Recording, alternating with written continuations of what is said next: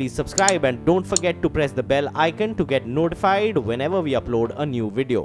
मैं गौरव वल्लभ आपके पास आता हूं और मोहन भागवत ने कांग्रेस की तारीफ करी, कहा कांग्रेस की बदौलत नहीं रहमानी साहब आपकी टर्न हो गई, मैं आपके पास वापस आऊंगा। Gaurav Vallabh on screen and Sambit Patra and Atul Anjar on screen. लेके मैं पॉलिटिकल पार्टीज को लेके आना चाहता हूं।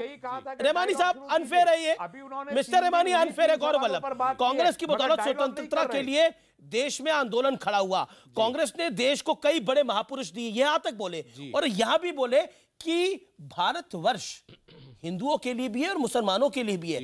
तब भी कांग्रेस पार्टी को लगता है कि इनकी विचारधारा तोड़ने वाली है और इनको भजन कीर्तन करने चाहिए। क्यों?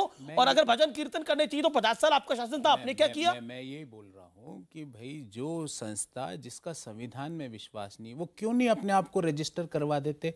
उनके सदस्यों की कोई सूची है क्या? आज तक कोई सूची क्यों नहीं रखते? सूची पता है कि सुनील जोशी जैसा आदमी पकड़ा जाता है तो कह देते हैं हमारा कोई लेना देना नहीं, कोई आपटे जैसा आदमी पकड़ा जाता है बम विस्फोट में तो कह देते हैं हमारा लेना। सूची रखे, अपने आपको रजिस्टर कराए, कानून का अनुपालना करे तो निश्चित रूप से। क्या आपका खेल बिगाड़ दिया आरएसएस ने? खेल तो ये तो प्यार की बात कर रहे हैं। अरे वो हिंदू मुसलमान प्यार की बात कर रहे हैं। खेल तो क्यों बिगड़ा है आप समझ नहीं रहे। खेल क्या हुआ है कि आरएसएस जो होल्डिंग कंपनी है और बीजेपी जो सब्सिडरी कंपनी है, सब्सिडरी कंपनी का आधार जनाधार जो उनका बहुसंख्यक वोट था वो खिसक गया। अब होल्डिंग कंपनी सब्सिडरी की मदद के लिए नए नए एरियाज में घुसना चाह रही है, पर देश सब समझ रहा है, देश समझ रहा है ये वही लोग हैं जिनके ऊपर महात्मा गांधी ने कहा था, क्योंकि प्यारेलाल जी ने अपनी जो किताब जो उनके निजी सचिव है, महात्मा गांधी ने वर्धा में कुछ और भी कहा था। मैंने ये वो भी सुना, वो भी पढ़ना, वो भी प्यारेलाल जी ने क्या कहा कि महात्मा गांधी ने उनको कहा कि आरएसएस की सोच विघटनकारी है, आरएसएस हिंदुओं के लिए भी खतरा है। ये प्यारेलाल जी जो उनके निजी सचिव है उन्होंने ये कहा। बोल रहे हैं ये हिंदू मुसलमान साथ रहना चाहिए, आप नहीं चाहते हिंदू मुसलमान साथ रहे। ऐसी संस्था है जो अपने पुरखों को भी डिस्कार्ड कर रही है, आज अपने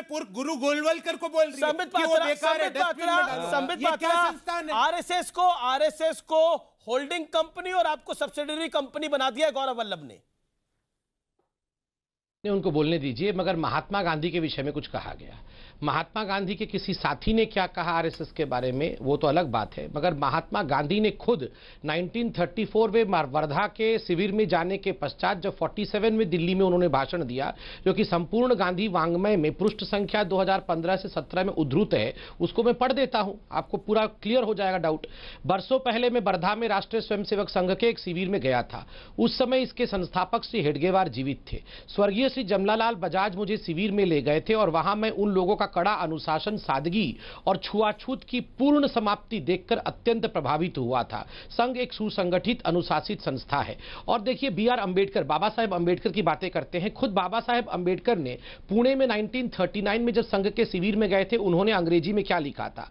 आई am surprise to find swayamsevaks here moving about in absolute equality and brotherhood without even caring to know the caste of others. खुद बाबा साहेब अंबेडकर और गांधी जी क्या कहते हैं? मैं भी कुछ डेट दे देता हूं। एक डेट 16 सितंबर 1947 को महात्मा गांधी आरएसएस के एक बस्ती के कार्यक्रम में गए।